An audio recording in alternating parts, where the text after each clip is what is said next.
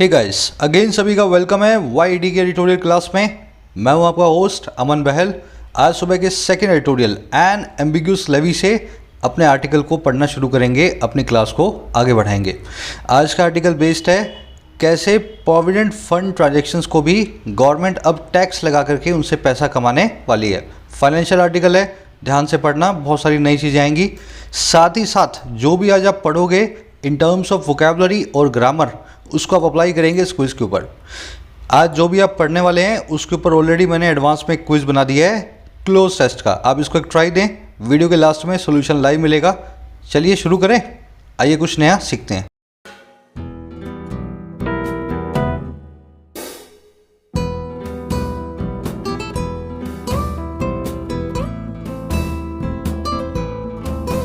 कह रहे an ambiguous levy.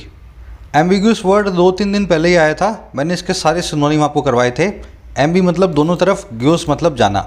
जो चीज़ दोनों तरफ जाने की बात करे, सीधे रास्ते ना जाए, साफ ना हो, अनक्लियर हो। वैसे ही एम्बीवेलेंट भी बना है। वेलेंट का मतलब भी जाना होता है, दोनों रास्ते जाना। इक्विवोकल भी वही होता है, दोनों तरफ की बात करना, सीधी सीधी बात ना करना, इधर की और उधर की बातें करना, है ना। और वेग का मतलब भी वही है। एम्बिग्यूस का मतलब होता है एकदम अनक्लियर सी चीज़। और लेवी का मतलब होता है टैक्स, कोई नई ड्यूटी, है ना, टैरिफ। करेक्ट, टैक्स लगाया गया है, एक लेवी लगाई गई है जो कि एम्बिग्यूस है, बिल्कुल भी साफ नहीं है। अच्छा, किसकी बात कर रहा है? On tax on PF incomes, बात कर रहा है टैक्स की जो प्रोविडेंट फंड इनकम्स पे अब लगने वाला है। अब इसको देखेंगे डिटेल्स में, कौन सा टैक्स है, क्यों लगेगा, इसके टाइटल पैराग्राफ से। उससे पहले बिना भूले वीडियो को एक लाइक और एक शेयर दे दें ताकि अपनी वीडियो को रीच मिले यूट्यूब पे, है ना। करें the proposed tax on PF incomes has its logic but operational details need a revisit. ध्यान से पढ़ना, बहुत कुछ है सेंटेंस में देखने वाला। करें जो प्रपोज्ड टैक्स है, टैक्स तो आप जान ही गए, लेवी, है ना।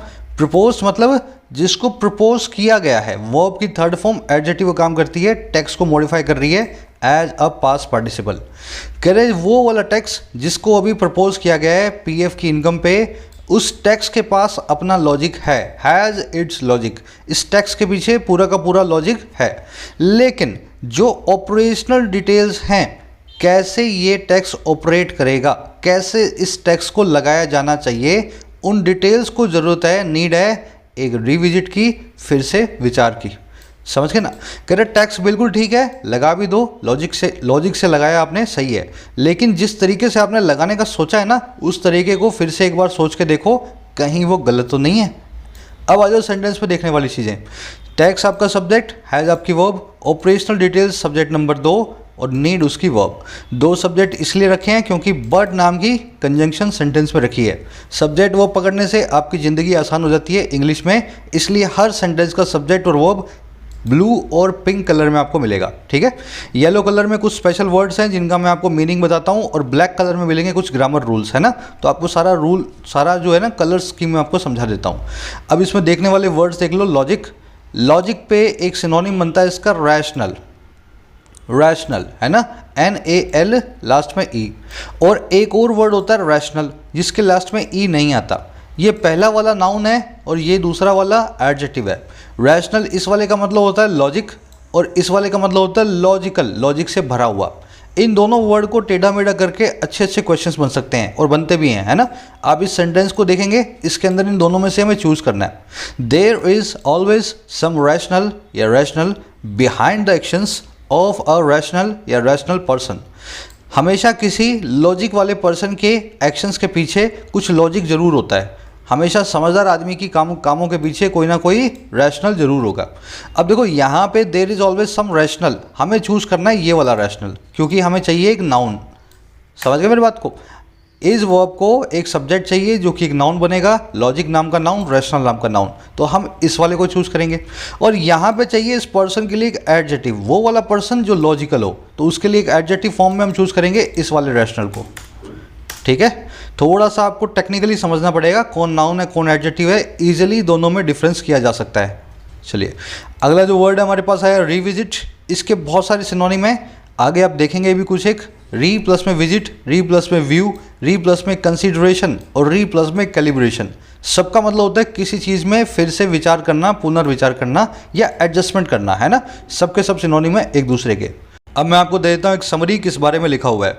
देखो, एक प्रोविडेंट फंड अकाउंट होता है नौकरी पेशा लोगों का। गवर्नमेंट में होना ज़रूरी है, प्राइवेट में भी हो सकता है। इसमें आप अपनी सैलरी में से कुछ पैसा कटवा करके डलवाते हो और रिटायरमेंट के बाद वो पैसा आपको मिलता है विद इंटरेस्ट। अब देखो, अभी तक इसके अंदर जो पैसा डाल रहे थे और जो निकाल रहे थे उस पर कोई ब्याज, कोई भी टैक्स नहीं था, है ना। अब सरकार ने सोचा कि इस पर भी टैक्स लगाया जाए। लगाने के पीछे रीज़न ये है, इस नए कानून के पीछे, क्योंकि कई बहुत पैसे वाले लोग भी प्रोविडेंट फंड में पैसा डाल के टैक्स फ्री इनकम का फ़ायदा उठाते थे। हमारा आर्टिकल क्या कह रहा है? कह रहा है आपने बिल्कुल सही लॉजिक लगाया है। इन जो बड़े बड़े लोगों को टैक्स फ्री इनकम का फ़ायदा हमें नहीं उठवाने देना है ना। लाखों अरबों रुपए वाले लोग भी इसमें फ़ायदा उठाते थे टैक्स, जो है टैक्स फ्री इनकम का।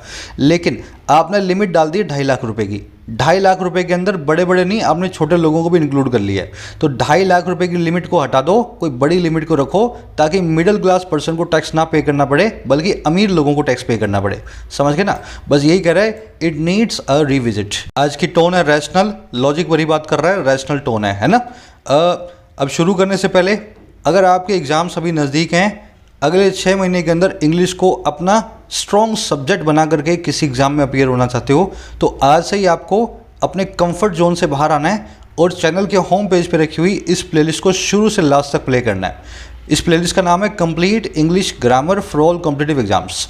होम पेज पे मिलेगी 35 वीडियोज़, इसमें 35 शुरू से लास्ट तक प्ले करना। 2 वीक में इस कोर्स को पूरा कर लो, उसके बाद इंग्लिश में आपकी काया पलट हो जाएगी, गेम टोटली चेंज हो जाएगा, है ना। फोकस से देखना, बस यही करना है आपको। ये फ्री ऑफ कॉस्ट है, सब लोग इसका फ़ायदा उठाएं।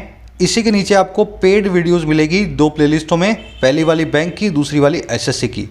कल ही मैंने एक पेपर डाला एसएससी का, फुल पेपर। इसमें मैं फुल पेपर डालता हूँ और आपको समझाता हूँ एग्जाम की अप्रोच आपकी क्या होनी चाहिए, कैसे आपको मार्क्स को स्कोर करना है। इन वीडियोज़ को देखने के लिए आप मेंबर बन सकते हैं। मेंबर बनने के लिए ज्वाइन बटन पर प्रेस करें, इस वीडियो को प्ले करें, इसमें बताया गया आपको कैसे मेंबर बनना है, ठीक है। चलिए, कह रहे finance minister Nirmala Sitharaman has stressed that Budget 21-22 raises resources to push the economy without increased taxation। कह रहे हमारी फाइनेंस मिनिस्टर निर्मला सीतारमन जो हैं, उन्होंने स्ट्रेस किया है। स्ट्रेस करने का मतलब क्या है? किसी चीज़ पे जोर डालना, है ना, जोर डाल के कहना। तो इन्होंने एम्फोसाइज किया है, स्ट्रेस किया है दैट हुई है कि जो बजट है 2021-22 का, वो रेज करेगा, वो इकट्ठा करेगा रिसोर्सिस को, संसाधनों को, ताकि वो पुश करे इकॉनमी को बिना इंक्रीज टैक्सेशन के, बिना बढ़े हुए टैक्स के। तो निर्मला सीतारमन जी ने यही बोला है कि हम कंपनियां बेचेंगे सरकारी, है ना, हम कुछ इस तरह के काम करेंगे जिससे हमें पैसा मिले, ना कि टैक्स लगा करके लोगों से पैसा कमाएंगे। 2021-20 में हम टैक्स को कम से कम रखना वाले हैं। समझ गए? सब्जेक्ट आपका मिस सीतारमन, वो अब आपकी स्ट्रेस। यहाँ पे स्ट्रेस के सारे सिनोनिम मैंने लिख दिए हैं, जो आप बार बार देखोगे। Stress, emphasise, reiterate, highlight, underline, underscore, सब के सब एक ही बात की तरफ इशारा करते हैं, किसी चीज़ की तरफ जोर डाल के बात करना, है ना, जोर डालना। अच्छा, रेज नाम की वर्ब, इसको आपने बहुत बार देखा होगा, कई बार मैंने आपको करवा भी दिया है शायद।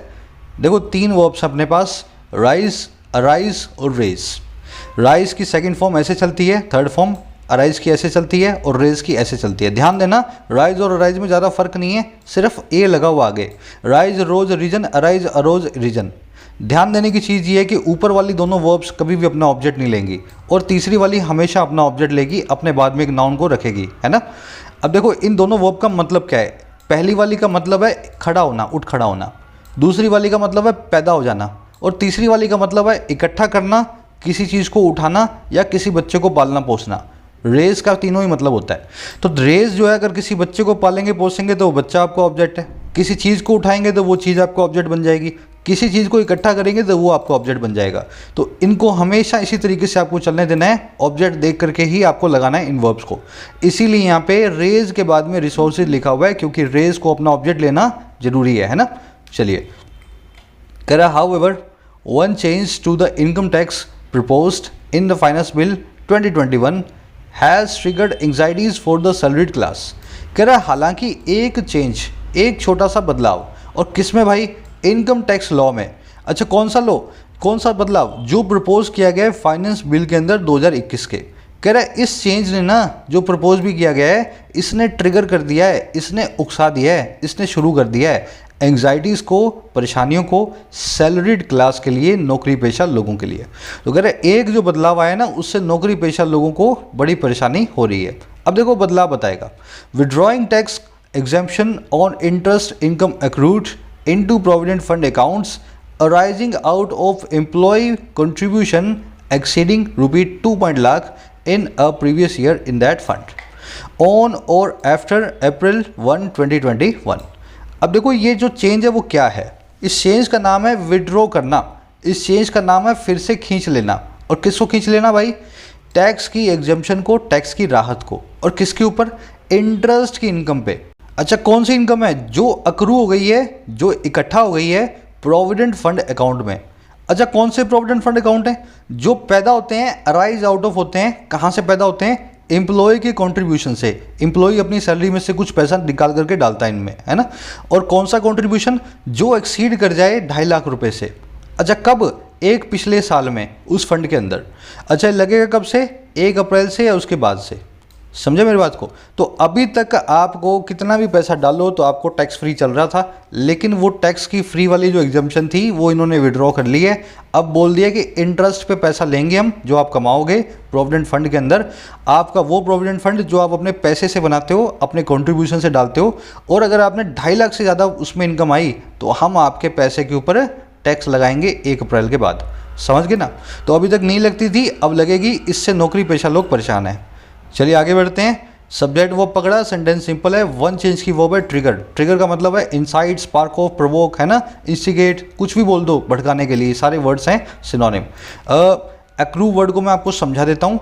एक्रू हर वो चीज़ है जो इकट्ठा तो हो गई है आपके नाम, लेकिन अभी तक आपने उसको इनकैश नहीं किया है। आपके नाम बैंक में एफडी है, 50,000 रुपये उसमें इंटरेस्ट इकट्ठा हो गया है, लेकिन आपको नहीं मिला ना अभी, तो वो अक्रूड इंटरेस्ट है। जब आप ले लोगे तब आपका वो रिसीव्ड इंटरेस्ट हो जाएगा। जैसे my bank F D has accrued 50,000 as interest. मेरी बैंक एफ डी में इकट्ठा हो गए 50,000 रुपये इंटरेस्ट के तौर पे। जिस दिन निकाल लोगे अक्रूड नहीं रहेगा, अभी अक्रूड है क्योंकि आपको मिला नहीं है। ठीक है। अराइज के बाद में कभी भी ऑब्जेक्ट नहीं आएगा। देखो अराइज, इसके बाद में कोई ऑब्जेक्ट नहीं है। एग्जम्पशन का मतलब है राहत, इम्यूनिटी, रिलीफ। चलिए बढ़े आगे। कह रहे the rational some employees are contributing huge amounts into their PF accounts and getting tax free incomes। कह रहा रैशनल एक ही है, इस चीज़ के पीछे लॉजिक एक ही है। कुछ जो एम्प्लॉयज़ हैं वो कंट्रीब्यूट कर रहे हैं, डाल रहे हैं बहुत सारा पैसा अपने PF अकाउंट में, और उनको मिल रहा है टैक्स फ्री इनकम। कोई बड़ा CEO किसी कंपनी का साल के 1.25 करोड़ रुपए इनकम टैक्स के बचाने के चक्कर में इसमें डाल देता है और टैक्स फ्री इनकम निकाल करके अपने जो है आराम से बाद में उसको यूज़ करता है। तो कह रहे यही इस चीज़ के पीछे का रैशनल है, लॉजिक है। रैशनल आपने वर्ड ऊपर देख ही लिया है, लॉजिक का सिनोनिम है। इसके आगे से ई निकाल दूं तो ये एक एडजेक्टिव में कन्वर्ट हो जाएगा, लॉजिकल। चलिए आगे बढ़ते हैं। कह रहा है subsequently the revenue department has pointed out the tax will only affect a small group of high HNIs, है ना, हाई नेटवर्थ इंडिविजुअल्स। कह रहे सब्सिक्वेंटली, बिल्कुल इसके बाद में जो रेवेन्यू डिपार्टमेंट है, जो पैसा कमाने वाला डिपार्टमेंट है भारत सरकार का, कह रहे उसने पॉइंट आउट किया है, उसने इशारा किया है कि ये जो टैक्स है ना, ये महज अफेक्ट करेगा, महज प्रभावित करेगा एक छोटे से ग्रुप ऑफ HNIs को। अब ये HNI कौन होते हैं? High net worth individuals. हमारे देश के अमीर जो है ना, अरबोपति लोग, है ना, लाखोपति, करोड़ोपति, अरबोपति, इनको बोला जाता है HNIs। तो ये कहना रेवेन्यू डिपार्टमेंट का कि ये सब के लिए नहीं है, सिर्फ अरबोपति लोगों को ही हम परेशान करेंगे इस टैक्स से, आम आदमी को परेशानी नहीं होगी। अब देखो इस सेंटेंस पे देखने वाली, एक काम करते हैं, सेंटेंस पहले पूरा पढ़ लेते हैं ना, यहाँ से आगे तक यहाँ तक है। कह रहे the 100 largest employees PF accounts had a combined balance of over ₹2000 crore. कह रहे जो सबसे बड़े 100 लार्जेस्ट जो एम्प्लॉइज़ हैं, उनके जो अकाउंट्स हैं, उनका कुल मिला के बैलेंस है 2000 करोड़ का। समझ गए ना? सिर्फ 100 लोगों का ही बैलेंस है 2000 करोड़ का, देश के अमीर 100 लोगों का। तो कह रहा है हमें तो इनसे टैक्स उगाना है, ना कि आम जनता से हमें टैक्स उगाना है। इनका कहने का मतलब ये। अब इस सेंटेंस पे देखने वाला वर्ड आया था अफेक्ट। अफेक्ट और इफेक्ट को हमने कई बार कर लिया है, पर बार बार मैं इसलिए करवा रहा हूँ क्योंकि आप इसमें बिल्कुल भी गलती ना करें। अगर आपने इसको समझा है 3-4 बार, दोनों सेंटेंसेस में चूज़ करें, इफेक्टेड लगाएंगे या अफेक्टेड लगाएंगे। फिर मैं आपको एग्जांपल्स के साथ करवाता हूँ कैसे करना है इसको। चलो देखो, इफेक्ट का मतलब है इफेक्ट में लाना, किसी चीज़ को इम्प्लीमेंट करना, अमलीकरण करना। अफेक्ट का मतलब है किसी चीज़ को प्रभावित करना, किसी चीज़ पे असर डालना। एक के शुरू में ई, एक के शुरू में ए, समझ गए ना। द गवर्नमेंट हैज़ इफेक्टेड या affected a new tax system, सरकार ने प्रभावित कर दिया है या अमलीकरण कर दिया है, इम्प्लीमेंट कर दिया है एक नए टैक्स सिस्टम का। या टैक्स सिस्टम को प्रभावित थोड़े ना करेगी सरकार, उसको इम्प्लीमेंट करेगी। नया भी है, न्यू भी लिखा है, तो इम्प्लीमेंट करने के लिए सही वर्ड है इफेक्टेड, ठीक है ना। तो मैं यहाँ पे इस अफेक्टेड को रिमूव कर दूंगा। अब अगला देखो, the new tax system will effect या affect middle class salaried people. ये छुप गया था, नीचे था, मैंने ऊपर ले आया हूँ अभी इसको। नया जो टैक्स सिस्टम है वो इफेक्ट करेगा या अफेक्ट करेगा मिडिल क्लास नौकरी पेशा लोगों को। अब देखो यहाँ पे इम्प्लीमेंट करने की बात नहीं हो रही, टैक्स सिस्टम प्रभावित करेगा, इम्प्लीमेंट थोड़े ना करना है सैलरीड पर्सन को। तो यहाँ पे प्रभावित करने के लिए सही वर्ड है अफेक्ट, ठीक है। इफेक्ट और अफेक्ट में ऐसे आप जो है एज ए वर्ब इनमें जो है फ़र्क करें। चलिए आगे बढ़ते हैं। कह रहा है it can be no one's case that a social security scheme for formal sector workers should become an investment haven for the well heeled corporate top brass. कह रहा है इस चीज़ को किसी को भी सपोर्ट नहीं होगा।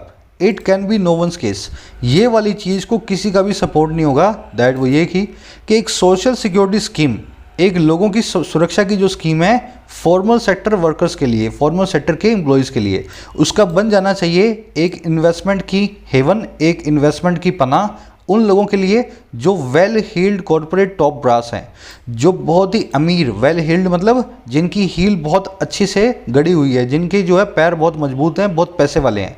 और कॉर्पोरेट जो आप जानते हैं टॉप ब्रास मतलब टॉप वाले लोग, CEO, MDs, है ना। तो कह रहा है ये इस चीज़ को कोई भी सपोर्ट नहीं करेगा कि ये जो स्कीम है सोशल सिक्योरिटी की आम आदमी के लिए, ये बन जाए एक हेवन, एक इन्वेस्टमेंट का टूल इन लोगों के लिए जिनके पास लाखों करोड़ों रुपए ऑलरेडी हैं। समझ गए सेंटेंस को। अब इसमें बहुत सारी चीज़ें आई हैं, वो देखने वाली अपने देखेंगे। नो वंस केस, ये केस वाली दो इडियम्स हैं। ये आज ने फर्स्ट वाली यूज़ की है बी वंस केस, जो कि आर्केइक है। आर्केइक का मतलब क्या है, अब ये यूज़ नहीं होती, इसका एक नया फॉर्म आ गया, मैं अभी आपको बता दूंगा, है ना।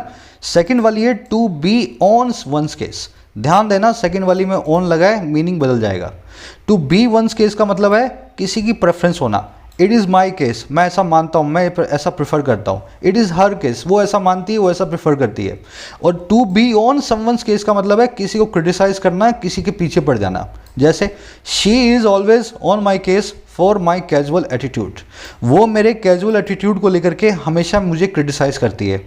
She is always on my case, on को देखते समझ जाना क्रिटिसाइज होने की बात हो रही है, वो हमेशा मुझे क्रिटिसाइज करती है मेरे एटीट्यूड के लिए, ठीक है ना। और यहाँ देखो, it is always her case that I leave my casual attitude, ये हमेशा उसका कहना है, ये हमेशा उसका सपोर्ट करना है, ये हमेशा ही उसका मुद्दा है कि मैं अपना कैजुअल एटीट्यूड छोड़ूँ। समझ गए ना। तो बी समवंस केस और बी ऑन वंस केस दोनों अलग अलग इडियम्स हैं। अब ये पहली वाली इडियम चेंज हो चुकी है, आजकल ऐसे यूज होती है make a case for something, ठीक है ना। Make a case for something, support a cause आएगा कभी, वहाँ समझा दूंगा। आर्काइक यूज से हमने मॉडर्न यूज इसका ऐसा बना लिया है। चलिए आगे बढ़े। वेल हील्ड मैंने आपको बता दिया, पैसे वाले लोग जिनकी हील, जिनकी एडी अच्छे से ज़मीन में गड़ी हुई है, एकदम इस्टेब्लिश्ड लोग हैं, वेल्दी हैं, अफ्लुएंट हैं। टॉप ब्रास मतलब हमेशा ऊपर वाले लोग कहलाते हैं टॉप ब्रास। हेवन और हेवन के बीच का डिफरेंस आप जानते हैं, अच्छे से जानना आना चाहिए आपको। हेवन मतलब स्वर्ग, हेवन मतलब पनाह, है ना, शेल्टर। कह रहा however the threshold proposed to exclude the so-called HNIs appears low, as it would end up partially taking PF income for even those putting away 21,000 a month towards their retirement. कह रहा है हालांकि जो threshold है, threshold का मतलब होता है मिनिमम लिमिट, जो इन्होंने 2.5 लाख रुपए की लिमिट रखी है उसको बोलेंगे थ्रेशोल्ड। कह रहे जो दहलीज इन्होंने रखी है ना, थ्रेशोल्ड रखी है मिनिमम लिमिट, और जो है प्रपोज्ड, और कौन सी वाली कि वो अलग कर देगी, एक्सक्लूड कर देगी ऐसे कहे जाने वाले सो कॉल्ड HNIs को। कह रहा है ये जो थ्रेशोल्ड है ना, ये दिखाई देती है बहुत ही कम, अपीयर्स वेरी लो। अच्छा क्यों ऐसा है, कह रहा है एज, क्योंकि ये एंड अप होगी, ये इसी मुकाम पे आके रुकेगी। और कैसे, आंशिक तौर पे टैक्स करने पे, पार्शली टैक्स लगाने पे, PF इनकम पे, यहाँ तक कि उन लोगों की जो अभी भी पुट अवे कर रहे हैं, जो साइड में रख रहे हैं 21,000 रुपये हर महीने अपनी रिटायरमेंट के लिए। समझ के ना। तो बात तो हो रही थी HNIs की, किसी कंपनी के CEO MD की, ताकि उनका पैसे से हम जो है टैक्स कमाएं। लेकिन अगर आप 21,000 रुपये भी सेव करते हैं ना एक महीने में, तो आपके पैसे पे भी टैक्स लगने लग जाएगा। कह रहे जो कि hardly a typical HNI given it में take the 7 decades to attain 1 crore rupee PF balance. कह रहे ये एक बड़ी मुश्किल से ही कोई HNI होगा ऐसा पर्सन 21,000 वाला। इस चीज़ को देखते हुए कि इस आदमी को लगेंगे कई डेकेड्स, कई दशक इकट्ठा करने के लिए 1 करोड़ रुपए को PF बैलेंस के ऊपर। तो HNI बनने के लिए आपके पास 1 करोड़ रुपया होना चाहिए। कह रहा है ये तो 10, 20, 50 साल बाद कमाएगा 21,000 वाला आदमी। इसको आपने HNI मान करके स्कीम के अंदर खींच लिया। समझ गए मेरी बात को?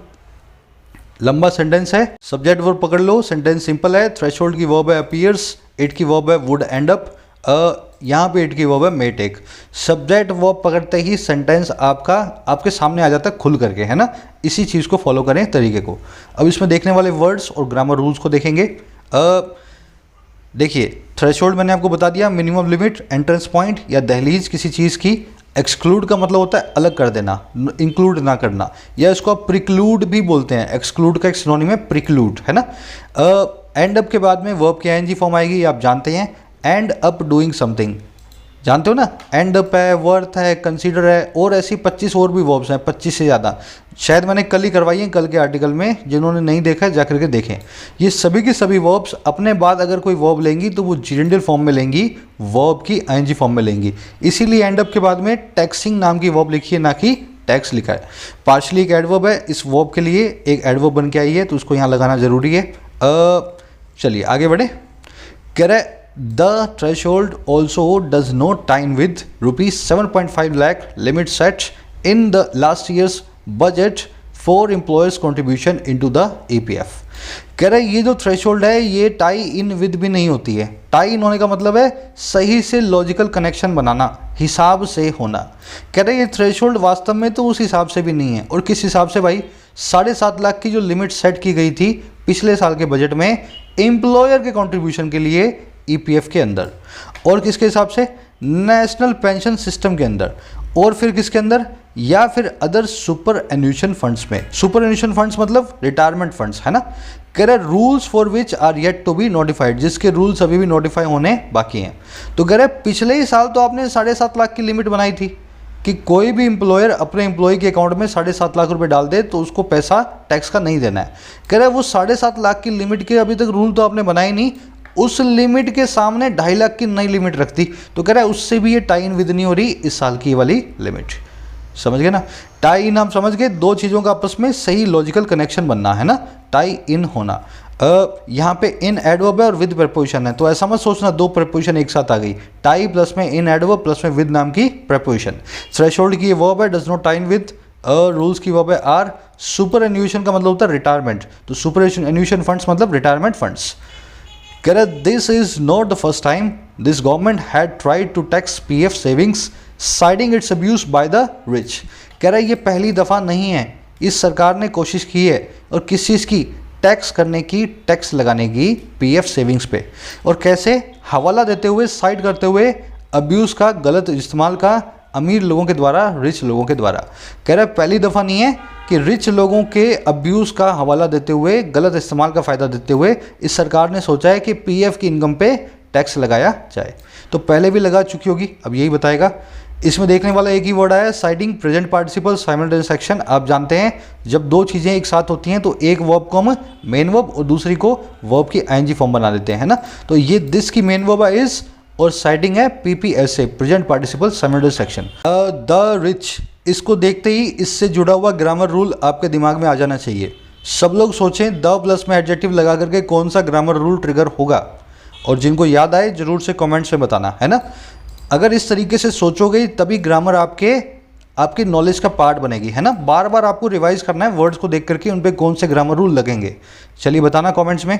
कह रहा है in the 16-17 budget it propose to tax 60% of EPF balances at the time of withdrawal but backtracked after a backlash. अब ये बता रहा है पहले कैसे कर चुकी है। कह रहा 16-17 के बजट में इसने प्रपोज किया था कि ये टैक्स लगाएंगे 60% का, और किसका? EPF बैलेंस का। तो EPF बैलेंस के 60% पे टैक्स लगाएंगे, और किस टाइम? टाइम ऑफ विड्रॉल पे, जब आप रिटायर होंगे जो पैसा निकालोगे उसके 60% पे ये टैक्स लगा लेंगे। लेकिन यही सरकार बैक ट्रैक कर गई, यही सरकार पीछे हट गई डर के मारे। और कब?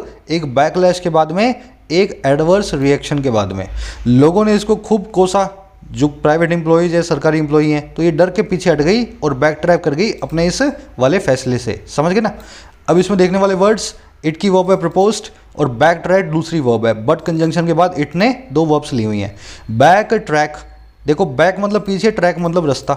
जिस रास्ते आए उसी रास्ते मुड़ गए, यू टर्न मार लिया। समझ गए ना? इसको आप बैक डाउन भी बोलते हैं। बैक डाउन होने का मतलब यही है, पीछे हट जाना किसी काम से। इसका बिल्कुल उल्टा है डबल डाउन, बिल्कुल एंटोनिम है। डबल डाउन का मतलब होता है ऐसा रास्ता जिस पे आपको थोड़ी परेशानी दिखी और आपने दुगने जोश के साथ, दुगनी रफ्तार से उस रास्ते पे चलना शुरू कर दिया। समझ गए ना? डबल डाउन का मतलब यही होता है, थोड़ी सी परेशानी दिखते ही दुगनी रफ्तार से और दुगने जोश से किसी काम को करना। ठीक है? बैकलैश, इसका मतलब होता है एडवर्स रिएक्शन, है ना, सामने से खराब प्रतिक्रिया। कह रहे now it has covered even governments employees contributions into the GPF but left NPS investments over 2.5 lakh a year untouched। कह रहा है अब इसने कवर कर लिया है यहाँ तक कि सरकारी एम्प्लॉय के कंट्रीब्यूशन को भी जीपीएफ के अंदर, लेकिन छोड़ दिया एनपीएस इन्वेस्टमेंट को 2 लाख से ज़्यादा की एक साल के अंदर एकदम छोड़ दिया इसको अनटच, इसको हाथ भी नहीं लगाया। देखो सरकारी एम्प्लॉयज़ के 2 तरह के अकाउंट होते हैं। 2004 से पहले जीपीएफ अकाउंट, 2004 के बाद जिनकी नौकरी लगी है उनके एनपीएस अकाउंट्स। जैसे मेरा है, मैं एनपीएस अकाउंट्स का एक जो है ना सब्सक्राइबर हूँ। एनपीएस अकाउंट में फ़ायदा कम होता है, पेंशन भी नहीं मिलेगी आगे जाकर के, तो हमारे अकाउंटों को सरकार ने नहीं छुआ है, हमारे ऊपर ये रूल लागू नहीं होगा। लेकिन पहले वाले लोग हैं जिनको पेंशन मिलती है, उनके अकाउंट पर सरकार ने टैक्स लगाना शुरू कर दिया है। समझ गए ना? एनपीएस भी सरकारी और ये भी सरकारी। Correct tax treatment iniquity between India's limited retirement savings instruments aside, employees and employers have some serious doubts on the implementation। Correct tax treatment equity, tax को का जो बर्ताव में जो असमानता है और किसके बीच में? इंडिया की गिनी चुनी रिटायरमेंट सेविंग स्कीम्स के बीच में। कह रहे इस चीज़ को साइड कर दें, इसको साइड में रख दें। देखो इन पे लगा, इन पे नहीं लगा, गिनी चुनी 2 स्कीमें हैं, तो इनमें टैक्स ट्रीटमेंट में इनइक्विटी हो रही है। कह रहे इस असमानता को अगर साइड में कर भी देना, इसको भूल भी जाएं, साइड रख दें, तो एम्प्लॉई और एम्प्लॉयर्स में ना बहुत सारे डाउट्स हैं, सीरियस डाउट्स हैं कैसे ये स्कीम इंप्लीमेंट होगी। कह रहे इसकी तो बात कर ही नहीं रहा कोई कि एनपीएस पे नहीं लगा रहे हो, बात तो हम ये कर रहे हैं कि जिस पे लगा रहे हो ना उस पे भी हमारे पास बहुत सारे डाउट्स हैं कैसे आप लगाओगे। अब बताएगा कौन से वो डाउट्स हैं। The words in a previous year for one suggest this will be a type of retroactive tax. कह रहे जो शब्द हैं और कौन से वाले? इन अ प्रीवियस ईयर, पिछले किसी साल में। कह रहे पहली चीज़ तो ये फॉर वन, पहली चीज़ ये कि वो सजेस्ट कर दें ये वाले वर्ड्स कि ये होने वाला है एक रेट्रो एक्टिव टैक्स। अब ये क्या होता है? जो रेट्रो पास्ट में एक्टिव हो। 2021 में एक टैक्स लगा है, जो 2010 में आपने पैसा कमाया था उसकी इनकम पे भी वो लागू होगा। पास्ट की इनकम पे भी एक्टिव होने वाला टैक्स है। तो कह रहे वर्ड्स तो सबसे पहले यही सजेस्ट कर रहे हैं कि ये रेट्रो एक्टिव टैक्स होने वाला है। अब देखो वो रेट्रोएक्टिव टैक्स वही बता रहा है आगे, taxing future income even on past years contribution of rupee 2.5 lakh. ये टैक्स करेगा आने वाली इनकम को भी, यहाँ तक कि पिछले साल के कंट्रीब्यूशन को 2.5 लाख से ज़्यादा के, है ना। तो ये बहुत उल्टी सी टेढ़ी सी चीज़ होती है कि 2010 में कोई आपने काम किया हो और उसकी इनकम 2021 में आप जो है टैक्स लगा करके सरकार को टैक्स दे रहे हो। समझ गए? सब्जेक्ट वर्ब पकड़ लिया होगा आपने, वर्ड्स की इनकम है सजेस्ट, जिसकी वर्ब है विल बी। कह रहा it is also not clear when and how the tax is to be paid. कह रहे ये चीज़ भी साफ नहीं है कैसे और कब टैक्स जो है पे किया जाना है, कब और कौन ये टैक्स के पैसे जमा करेगा, ये चीज़ भी साफ नहीं है। कैसे पता लगेगा? एट रिटायरमेंट और each year that the PF rate is announced. कि रिटायरमेंट पे टैक्स देना है या हर साल देना है जिस साल में पीएफ की रेट जो है अनाउंस होती है। समझ गए ना? आप रिटायरमेंट पे जब पैसा अपने हाथ में ले लोगे तब आपको टैक्स देना है, या अभी जब आपका हर साल पीएफ की रेट आ रही है कितना आपको ब्याज मिलेगा उसी के हिसाब से आपको कैलकुलेट करके टैक्स दे देना है ना। चाहे पैसा हाथ में आए ना आए हर साल दे देना है पैसा टैक्स में, या फिर रिटायरमेंट में हाथ में पैसा आने के बाद उसका टैक्स भरना है। तो ये चीज़ भी अभी साफ नहीं है। कह रहा the CBDT chief has said employees should include such income in their annual tax returns which may work for GPF members whose interest rate is announced every quarter। कह रहे CBDT जो चीफ है, CBDT मतलब central board of direct taxes mainly income tax. कह रहे income tax के जो chief हैं वो भी कह चुके हैं कि एम्प्लॉयज़ को इंक्लूड कर लेना चाहिए इस इनकम को अपनी एनुअल टैक्स रिटर्न के अंदर, जो कि काम करेगी, हो सकता है काम कर जाए जीपीएफ मेंबर्स के लिए जिनकी इंटरेस्ट रेट अनाउंस होती है हर तिमाही में, हर क्वार्टर में। कह रहे but not for EPF accounts as interest rates are declared late and credited even later. लेकिन ये ईपीएफ अकाउंट्स के लिए अप्लाई नहीं होगा क्योंकि उनकी इंटरेस्ट रेट तो बहुत देरी से आती है और क्रेडिट बहुत देरी से होती है। समझ रहे हो मेरी बात को? जीपीएफ है सरकारी, ईपीएफ है प्राइवेट। वैसे तो सरकार के पास ही पैसा होगा लेकिन ईपीएफ में प्राइवेट एम्प्लॉयज़ के अकाउंट होते हैं। तो कह रहा है सीबीडीटी चीफ ने तो ये बोल दिया आप अपनी जब टैक्स की रिटर्न भरो सारे साल का टैक्स जोड़ करके, इनकम जोड़ करके अपने पीएफ में उसका टैक्स भी अपने रिटर्न में डाल देना।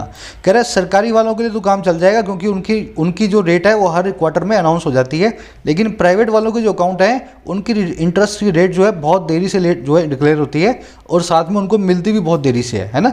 तो वो लोग कैसे अपने रिटर्न के अंदर दिखा पाएंगे? समझ गए? कह रहे finally this may not be smart timing for a government looking to lean on huge borrowings. कह रहा आखिरकार ये सारी की सारी चीज़ नहीं होगी एक स्मार्ट टाइमिंग, एक सही वक्त, एक ऐसी सरकार के लिए जो लुक कर रही है कि वो लीन ऑन करे, सहारा ले ह्यूज बोरविंग्स का, है ना। इसके अंदर जो पैसा आता है ना पीएफ ईपीएफ में, सरकार उनको सालों साल इस्तेमाल करती है क्योंकि रिटायरमेंट पे देना है ना। तो सरकार को अभी इस पैसे की बहुत ज़रूरत है। ऐसी सरकार के लिए ये वाला रूल एकदम स्मार्ट टाइमिंग नहीं है। अच्छा, किस काम को करने के लिए? डेंट करने के लिए लार्ज इन्फ्लोज को ईपीएफ के अंदर। डेंट करने का मतलब है डैमेज करना, लार्ज इन्फ्लोज मतलब बहुत सारी इनकम ईपीएफ के अंदर। अगर ये रूल निकाल देने के बाद लोग ईपीएफ में पैसा डालना बंद कर देंगे तो ये सरकार को तो उस पैसे की बहुत ज़रूरत थी। तो कह रहा है बिल्कुल भी सही टाइमिंग नहीं है सरकार के लिए, जो इसने अपने इन्फ्लो पे डेंट मारा है, खुद ही अपने इन्फ्लो पे चोट कर दी है ना। कह रहा है most of its corpus is captively deployed in government bonds. ज़्यादातर जो ये कॉर्पस है इस ईपीएफ में, ज़्यादातर जो पैसा आता है, कॉर्पस का मतलब होता है कलेक्शन ऑफ मनी, है ना, किटी। इस ईपीएफ की ज़्यादातर जो किटी है, जो भंडार है, उसको कैप्टिवली, उसको पकड़ करके डिप्लॉय किया जाता है सरकारी बॉन्ड्स के अंदर। तो सरकार इस पैसे का बहुत फ़ायदा उठाती है ना, बहुत सालों तक फ़ायदा उठाती है। अब इस लॉ को लगाने के बाद लोग इसमें पैसा डालना बंद कर देंगे। सरकार को बहुत ज़रूरत थी पैसे की, सरकार ने खुद का नुकसान कर लिया।